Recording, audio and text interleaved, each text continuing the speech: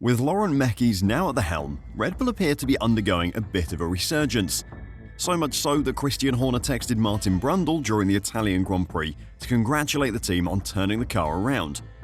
If they can keep it up, then Verstappen could provide some interesting competition to the McLaren drivers of Oscar Piastri and Lando Norris over the remaining 8 races.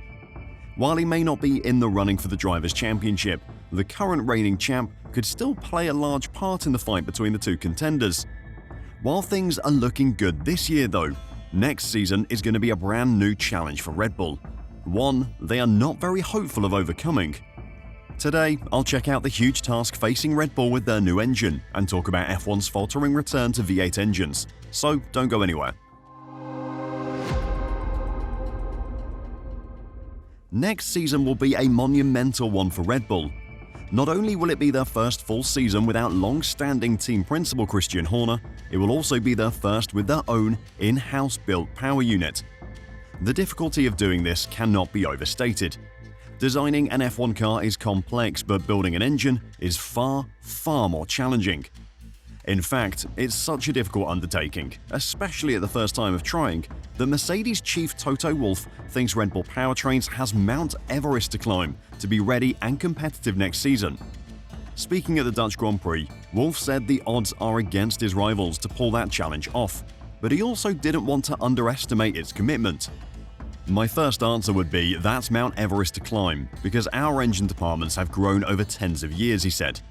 Having said that, you can never underestimate anyone in this sport that has the firepower to build something from scratch with new ideas coming in, maybe different ways of thinking in terms of innovation, and coming out with a product that can be a surprise. It isn't just Wolff that is expecting Red Bull to struggle. Ask anyone, be them someone in the paddock, commentators or journalists or the fans, and expectations for Red Bull are low. Even the FIA doesn't have high hopes.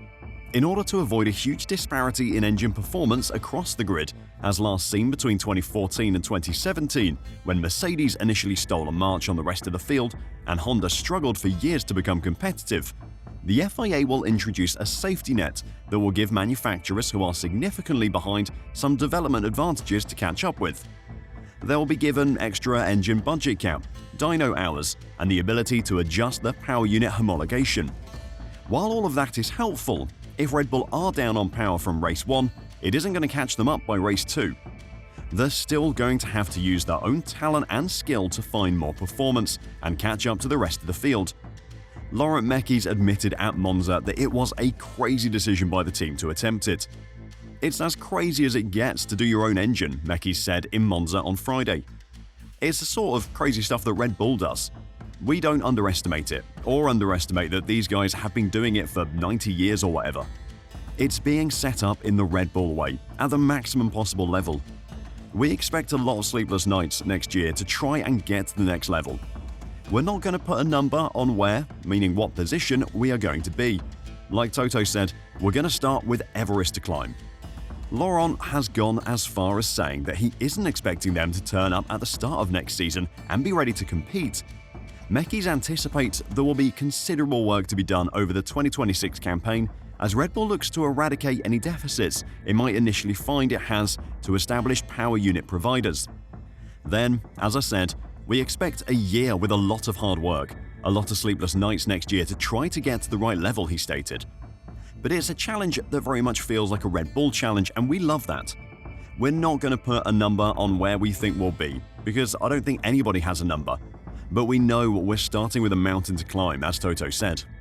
When Christian Horner was team principal of the Red Bull racing team, he'd been a big supporter of F1 binning off the current engine and instead returning to a combustion engine-dominated power unit with a V10 or V8 being the center of that. It was an idea that gathered a lot of support from fans and with the FIA, but a recent decision from Formula 1 has ended any chances of it happening anytime soon. Before I talk about that though, if you're enjoying the video and want to catch more news and analysis on F1, then make sure to press the like button and subscribe to F1 Reverse. Thanks a lot. A recent attempt from the FIA to make massive engine changes just 3 years into the 2026 regulations has hit a brick wall. FIA President Mohammed Ben Sulayem had been trying to change Formula 1's engine rules for 2029, but has found heavy opposition from manufacturers. Ben Sulayem had been pushing for a switch to a 2.4-litre V8 naturally aspirated engine with a small amount of hybrid assistance. This was despite an earlier push for V10s being rejected in April, and the fact that F1 is introducing all new engine rules next year, which are already slated to run until the end of 2030. According to the BBC, a meeting had been scheduled for Thursday this week to discuss the plan, but that Ben Sulayem has cancelled the meeting because it had become clear it would be impossible to reach consensus with the engine manufacturers to introduce the change for 2029. Any change would have required a majority vote from the manufacturers, and that wasn't going to happen. The problem Sulayem was always going to face was that the engine being introduced next year, the 1.6-litre V6 with a big electrical component and renewable fuel, has cost the manufacturers a large amount of money to produce.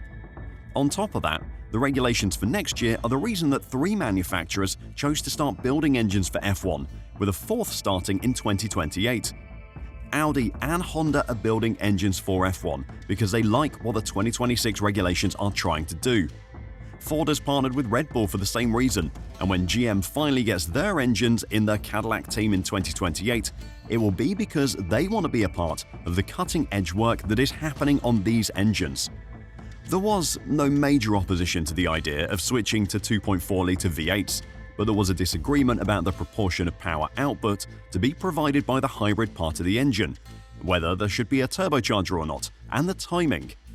It is the second time in 6 months that the president of motorsport's governing body has been defeated in an attempt to change F1's engine regulations. His V10 plan was rejected at a meeting at the Bahrain Grand Prix, where it was agreed that hybrid and sustainable fuels were non-negotiable parts of F1's engine future. After that meeting, the FIA said it was firmly committed to the 2026 regulations, but it was agreed that manufacturers would continue discussing the future direction of F1's engine rules. An FIA statement at the time said it had been agreed at the meeting that electrification will always be a part of any future considerations, and that the use of sustainable fuels will be an imperative. It was clear after that meeting that the manufacturers are joining or staying with F1 because of F1 being at the cutting edge of engine technology. While fans may prefer a return to V10s with no hybrid, there is no future for the sport without the engine manufacturers, and if there is no hybrid technology or sustainable fuels, then there are no engine manufacturers, and without them, then F1 isn't F1 anymore. Ford Chief Executive Officer Jim Farley said in a recent interview, Ford is very committed to partial electrification for performance. Honda, Mercedes and Audi made it clear at the time of the Bahrain meeting that they were fully committed to hybrid power. Sources have said Ben Sulayem now intends to leave any attempt to change the rules until 2031. F1's governance agreements only run until 2030, so, in theory, the FIA can impose any rules it wants for 2031. But if Ben Sulayem simply writes the rules as he wants them, then he may find that F1 falls apart around him. What are you expecting from Red Bull's engine next season? And are you one of those who would prefer to see a return to the V10 engine in F1? Let me know your thoughts in the comments down below, and until next time, drive safe and bye for now.